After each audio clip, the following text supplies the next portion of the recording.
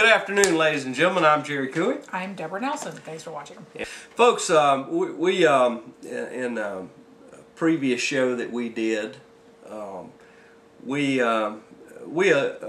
threw some illumination on a safety issue that we found in the county, and it's in the Northwest Florida Industrial Park, the former Pullum Industrial Park, which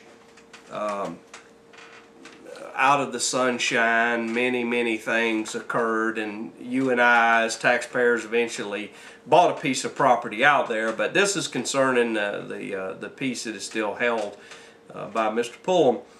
And actually, it was about 4 weeks ago. I got a call. You know, Jerry, there's a huge safety issue out there. You need to go. You need to go take a look. This needs to be talked about and it needs to be handled. And so we did a previous show on it. And what it is it's some big drainage holes. I mean, deeper than an adult. Right. Out on the Pullum Industrial Park, the northern part that he owns, right, are on the side of the road. They're just there. There's, I think, 6 of them, 4 of them, 6 of them. There's quite a few. And we, of course. We did note on our trip out there, there have been some barricades put up. Yes. There's been some orange flagging material put up so that the public would be aware that there's a danger there.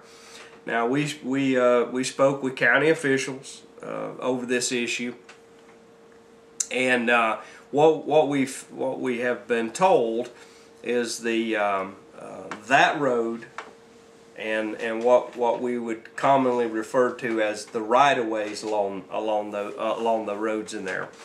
They have been platted by the county, and what that means is that those roads are open to public access. The public is allowed to go in there, and the public is allowed to leave from there. And but there's an additional definition that comes in here, is that the county has not accepted the maintenance of those roads. Now, to explain that to you, typically, let's talk about a subdivision. A developer will build a subdivision.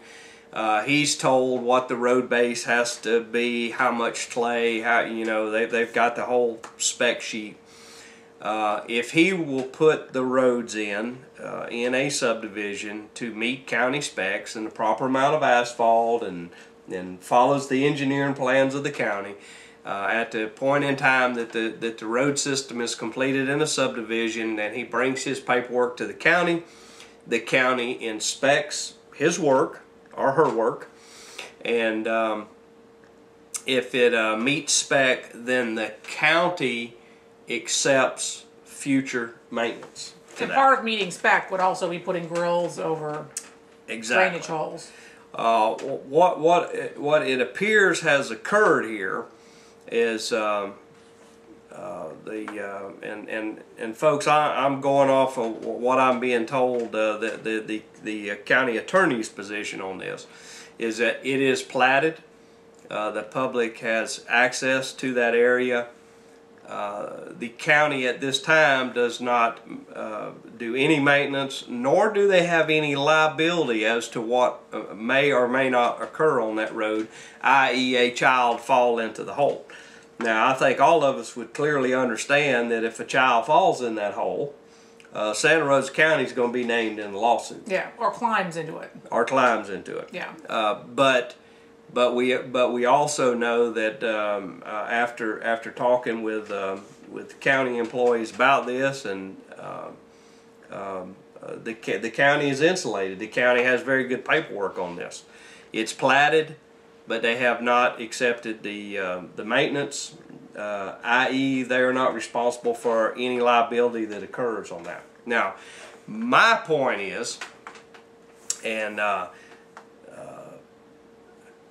safety.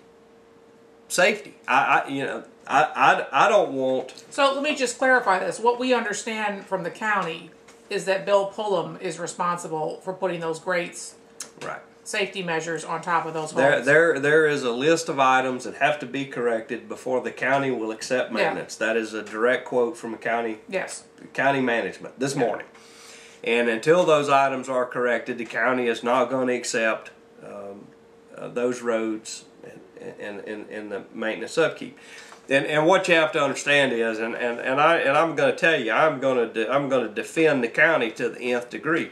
For example, if they haven't accepted the roads yet, and they go out and they put a temporary fix over those holes, we have now then assumed responsibility if that temporary fix does not keep someone from being injured in there, and it can be a problem for us.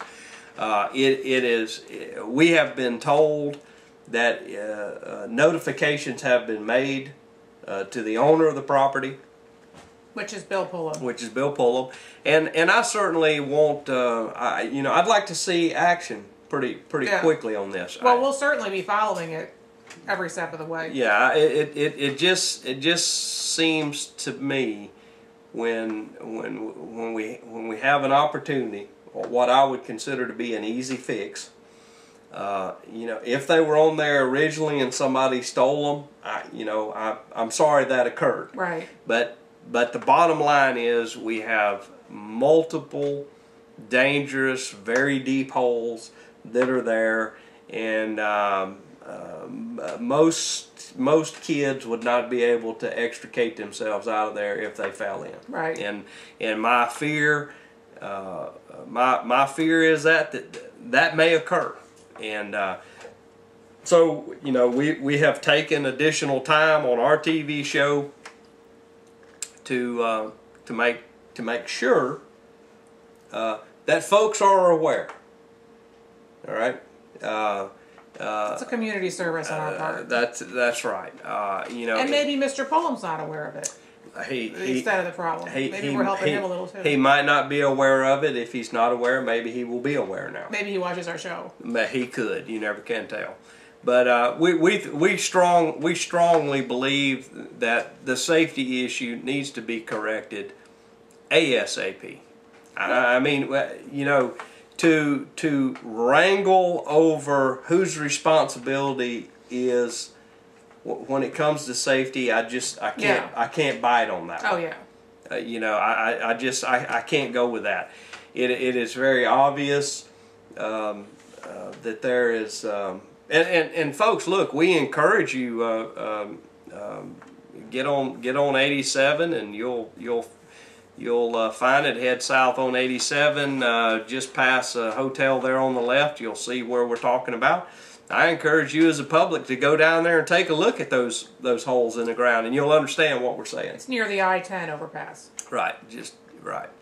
And it needs to be corrected now. Yeah, it doesn't need to be tangled up in phone calls, emails, and files being sent back and forth. Right, exactly. It needs to be corrected today. Yeah.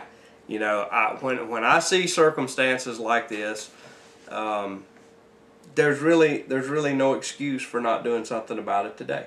And look, we can argue over who has to pay for it down the road. Right. Public safety, public safety, public safety. The safety of any kids that are out there just really needs to be taken into strong consideration. Yeah, and we're going to have a little footage at the end where we're going to show people exactly how deep the holes are. Absolutely, absolutely. So look, folks, we're doing our part. We did a show on it. I think we have a very clear understanding that the public does have access. We've pointed out to you that it's platted, yet it hasn't been accepted by the county. It appears to us that the sole responsibility for bringing that up to spec for the county will be Mr. Pullum or the Pullum Enterprises, and we hope that occurs in the near future. I'm not picking on anybody here, folks. This is about a dangerous situation. We've in this county we have had kids that have been caved in clay pits. Yeah. Holding ponds. And the sad thing about it is, action is normally taken after the fact. Yeah. After someone's died, then there's a real force into getting something done about and like you said, what's upsetting about this is we actually did a show on it, and it's apparently been brought to the owner's attention. Right. So there, like you said, there really is no excuse for these holes to still be out there uncovered, especially since there's two of them that I think are particularly dangerous. Right. That are going to be catnip to absolutely an 11-year-old boy, because you look down in there and you see there's a pipe on the bottom. Well, there's a 300-foot pipe that goes to the drainage pond. That'd be a wonderful place to have a fort in. Exactly. You know, I mean, you're just asking for it. Exactly. You're just asking for it. Yeah. Now, that's that story. I just wanted one quick update as well. We were out there this morning. While we were looking at these uncovered holes, I just do want to let everyone know we did not see any sign of jobs this trip around. Right. Maybe that jobs are hiding in the bushes. I don't know, but I didn't see any sign of jobs. One other point that I want to make is so far there have been multiple citizens that have taken it upon themselves to drive down this road to verify the safety issue and i.e. to verify that whether or not something's been done about it. In two different circumstances, within 10 minutes of those private citizens who are standing on plotted property which is open to the public, in two different circumstances, the Sheriff's Department response time has been under 10 minutes. And I just want to give a big salute to Wendell Hall and the Sheriff's Department. Your response time is miraculous concerning the Pullum Industrial Park, and you keep up the good work. We were there about 10 minutes, and there was already one pulling in when we were leaving this morning. That was amazing to me. You know, it warms my heart to know that instead of taking care of a safety issue properly, somehow the Sheriff's Department keeps getting a call and keeps responding. And keeps responding. You know, certainly we have more important things to do than to protect this road. But apparently that's what is occurring here. And I guess well, maybe they're protecting the jobs. I will tell you this, ladies and gentlemen. 1 week from today, if those holes aren't secured, I'm going to go to the Sheriff's Department, and Santa Rosa Week TV is going to pull the call logs, and we're going to find out who is so concerned about people driving down there, but yet not concerned enough to correct a safety problem. I think that's a little much. If we don't want people driving down there, then barricade the whole road. And the county would have to do that. At this time, at this point, the county's not going to barricade the road. It is platted, and the public has a legal right to be there. Plain and simple. So now you have the expense of worrying about these holes. You have the expense of the Sheriff's Department being on guard for observers. I mean, this is just all extra expenses that are added into that that $3.2 million. Instead of taking care of the safety issue. Right. But I'm talking about the economic development expenses. Well, of this whole park area. And it just, you know, but once again, hey, I'm impressed with the response time. I truly am. To know that a citizen can be standing where he has a legal right to stand under the Constitution of the United States of America and the laws of the county and the state of Florida, to know that the Sheriff's Department can respond in such a short period of time makes me feel very good. Yeah, me too. So we shall move on. Let's talk about Senator Greg Evers' gun bill. Yeah. The Pensacola News Journal, and certainly, folks, it's not a shock to Deborah or I, either one, that they are adamantly opposed to anyone having a gun. Although we were having a discussion the other day, and look, if there's anybody watching the show that knows the answer to this, I wish you would send an email to Deborah at SR Editor. My question would be, and help us out on this one, are the holders of concealed weapons permit, is that something that's public record in the state of Florida? And if it is, I'd like to look over that. Because I seem to recall a few years back there was a person running for a state rep job who was adamantly opposed to guns and was part of her platform. Right. Yet when she left a public speaking engagement one night, when she was going into her vehicle, a citizen saw her pull her gun out and lay it up on the seat for her personal protection. Right. So it's kind of interesting. It seems a lot of times folks don't want everybody to have guns, but yet there may be one or two laying around. So if anybody could help us with that, I sure would like to know. But the point of all of this is you have to understand, folks, and we've got to do a little background here. The state of Florida, I believe in 92 or 93, eased up the provisions on carry permit. Concealed carry. Concealed carry. And one of the problems that has occurred is you have a citizen who they go through a background check, they fill out the documentation, they get the training, they get their fingerprints done, and they pay their $175 to the state of Florida, and they are legal to carry a concealed weapon. Here is the problem. They are carrying their concealed weapon.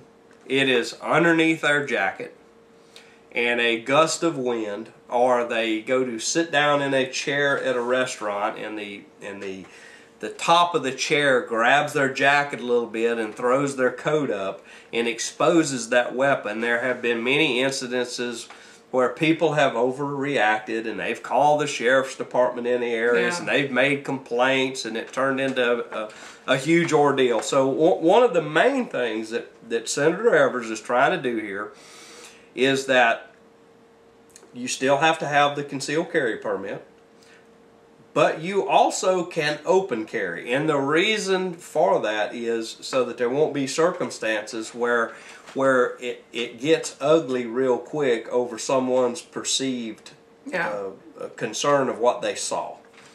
And that's part of it. And I will tell you, I 100%,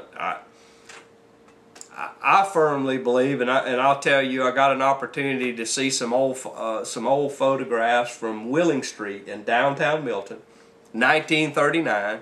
Every man had one gun, and most men had two guns on either side.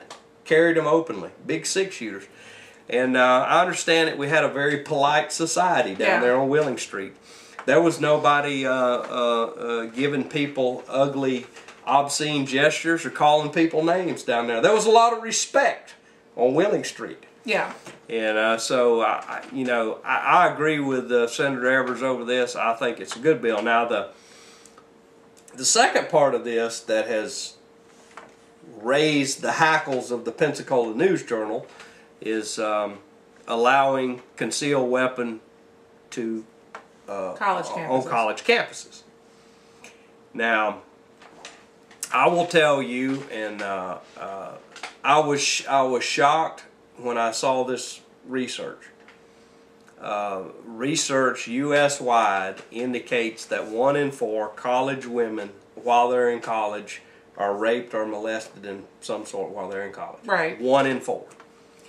There are also... And that includes the date rapes and all that stuff. There's also many circumstances of forced entries and all that kind of thing. Now, I'll let Deborah give you her official position, but I'm going to give you mine.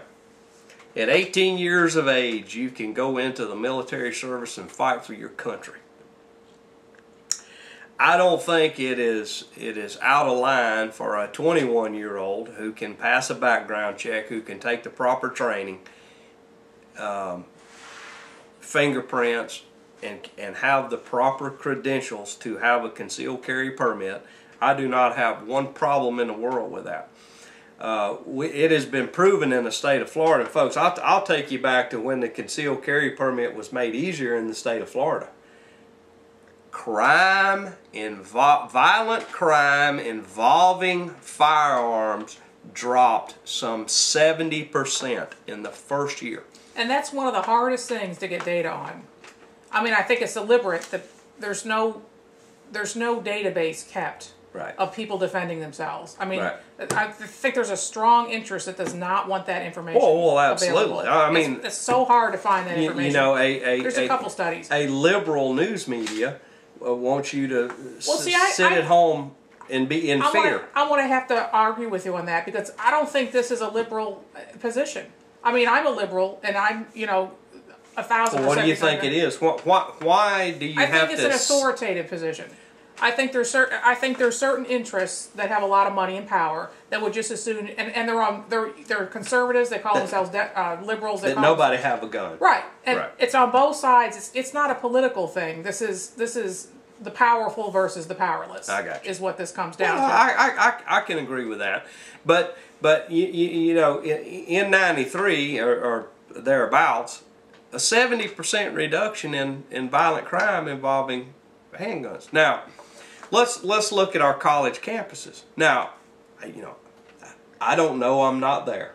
I'm not going to tell you that it's like the Wild West on a college campus, but I will tell you this, that if we allow guns on a college campus by those who are qualified, background check, with the training, and know how to handle a weapon, I can assure you that people will no longer be viewed as weak victims on college campuses. Yeah. Okay? You and I both know I can load up whatever I want to and drive all over a college campus any day of the week. There's no security on a college campus. Yeah, the people who have shot college campuses up have never once stopped to check and see if they were right breaking the law. Right. Yeah, they don't stop by the check-in center and get a parking pass exactly. to go. They just drive right on in. And this is such straight common sense. It just blows my mind that people are so. I mean, I guess they view guns as a symbol of violence itself. Somehow, if you get rid of this one tool that can cause violence, you're somehow going to change human nature,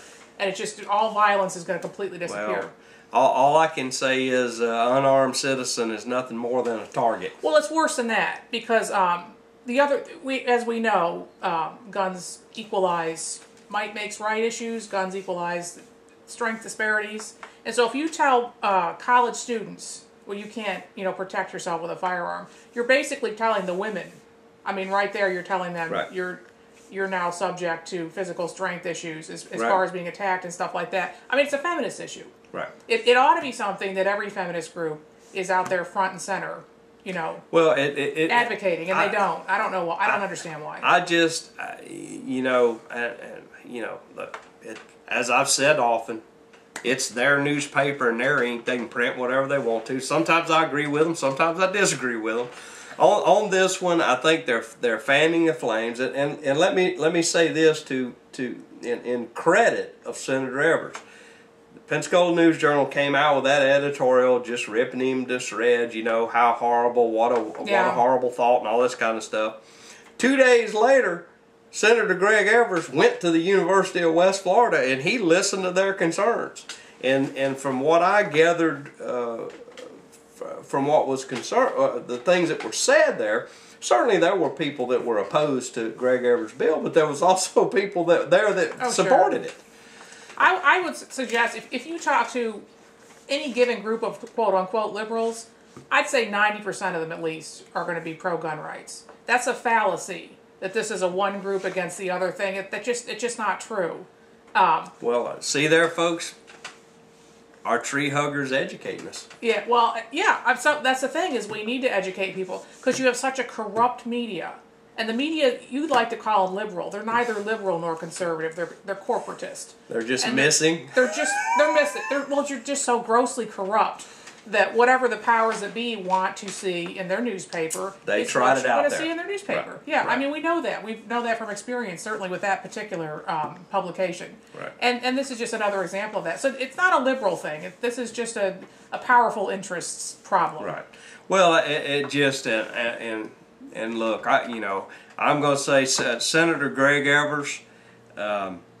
As a representative, you brought to us the Castle Doctrine, and as far as I'm concerned, one of the greatest pieces of legislation that has passed the state of Florida, at which many, I don't know what the total is, but the vast majority of the states, especially in the South, yeah, the southern U.S. Yeah. states, came right in at the same time and either mimicked the law or was working on their very own same law at the same time. But let me tell you something. I was a kid in New York State when the Bernard Goetz thing, you remember that? Right. When he went on and said, I have something for each of you, and shot the thugs up in the subway. Right. And I can tell you New Yorkers were solidly on the side of Bernard Goetz Right. when that happened. You know, they have a stronger lobby in New York. It's harder to get something, Right. you know, like that through. Well, I just think, you know, look, I salute Greg Evers, absolutely, you know, the Castle Doctrine, and now this issue, and to me, this is the natural progression. And folks, let me point out a slightly bigger issue here. When your government can no longer protect you in a reasonable manner, the Constitution, that's the whole purpose of Second Amendment rights, is so that you can, i.e., protect your community, protect your family. And I'm starting to see signs that our government, whether it be city, county, state, or federal, our government is not up to the task. Well, you don't want a government that can protect every single person to that extent. I mean, you don't want that government. I mean, you have to leave it up to us. We've allowed things like in Arizona with the illegal immigrants killing people, in California, in the just violent gang activity in Escambia County. Yeah. You know, and as we chronicle here, every chance we get is, hey, you know, for the citizens who stand up and take care of business, we're proud of you. Well, let me just add, this is also a community issue. When you're surrounded by people who are wearing a firearm, I mean, you have people around you, but even if you aren't wearing one, you've got people around you who are going to intervene if something goes on. Exactly. I mean, that becomes a community issue in and of itself. Right. I'm Jerry Cooey. I'm Deborah Nelson. Thanks for watching. Good night. We are standing in one of the holes that we had discussed in a previous show. I guess we had some impact because we have taken the time to put a marker out here. But as you can see, as I am standing in this hole, without the aid of a ladder, should I have fallen into this hole, I would not be able to reach the edge to get out. This hole measures approximately... What if you were an 11-year-old boy on a bike? Would it... An 11-year-old child would never get out of here.